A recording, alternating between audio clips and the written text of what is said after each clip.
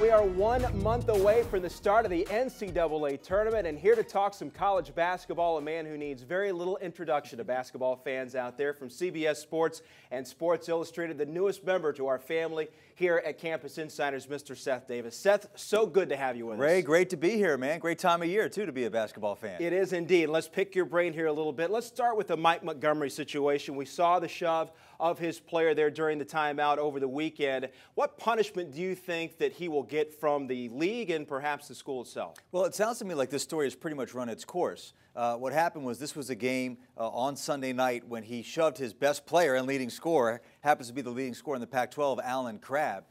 It was a light shove. It wasn't super demonstrative, but it wasn't appropriate. I don't think that coaches should ever physically put their hands on their players.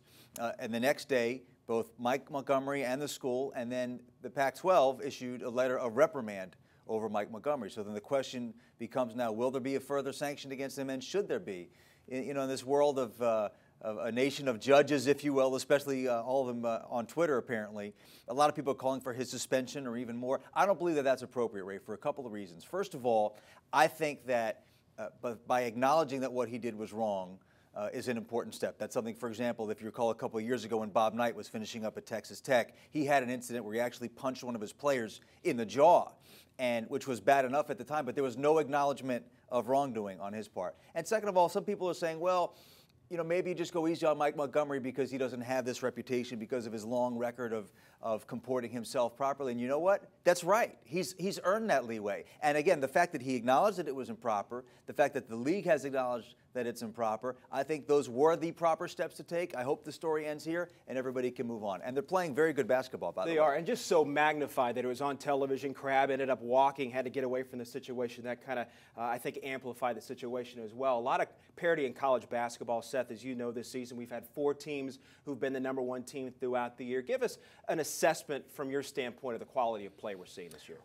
Well, quality and parity can be two different things. From the parity standpoint, Ray, I've been saying for a long time, I use the title from Tom Friedman's best-selling book, The World is Flat. In college basketball, the world is flat. There's just not that much of a difference between the 5th-rated team in the country and the 25th-rated team in the country. I think we've seen enough results from the NCAA tournament over the last 5 to 10 years to understand that just because you're from one of the Big 6 conferences doesn't mean you're better than someone who might be called Northern Iowa or Butler or VCU. There's a lot of really good basketball being played all over the country, and in a season where you don't have any really historically great teams, in a season which is feeding into what a lot of people are calling, frankly, as one of the weakest drafts maybe ever, but certainly in recent memory, it's a good year to be a more experienced mid-major team. In terms of the quality of play, Ray, there's a very important dialogue going on in college basketball right now that's only just beginning and I think is going to need to be addressed this coming offseason and in the future. And that's the decline in scoring and in field goal percentages. You see some of these games, I mean, teams, Ray, they're winning games without scoring 50 points. I got a rule. If you don't score 50, the game doesn't count. So a lot of it is the way the game is being officiated. People can talk about fundamentals all they want. I would direct everybody to, there's a terrific column right now the Associated Press put out this morning talking about that the game is very difficult to watch because of the low scoring. This is something that I think all of the bodies that govern this game need to address. Do we need a shorter shot clock?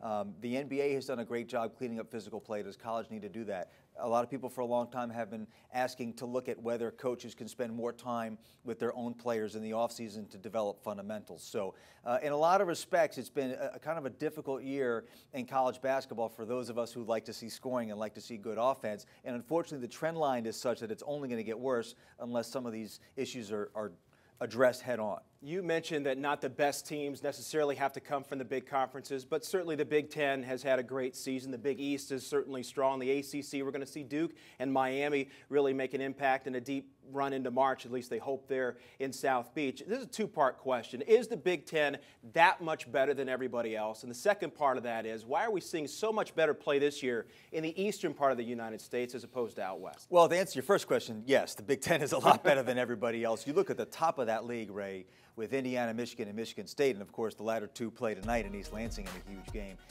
It's just far and away better basketball than you're seeing anywhere else in the country. And as far as the why goes, you know, these things kind of run in cycles. It really wasn't too long ago, just within the last 1 or 2 years, that a lot of these conversations were about, hey, what's wrong with the Big Ten?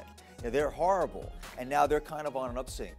We see what's been happening in the Pac-10/Pac-12 with a lot of these teams losing guys to the NBA, some turnover in the coaching ranks. The Pac-12 has been down. They'll come back on an upswing. So a lot of this lives in cycles. The East-West question, I mean, there's just more teams in the East. I mean, that's just the reality. So we happen to be in a little bit of a down cycle out west with the Pac-12. But the Mountain West Conference now, I don't know how many people out there are really hip to this, but for part of the season, the Mountain West Conference has actually been ranked #1 in the RPI, ahead of the Big Ten. Now, right now, they're #2, so that fluctuates a little bit, but they've been ahead of the ACC, way ahead of the SEC. And the Pac-12. So there is some good basketball being played out west, but because there's just so many more schools east of the Mississippi and, frankly, more media markets east of the Mississippi like this one, then that's going to garner more attention. And time will tell if those West Coast teams can make an impact here in March, Seth.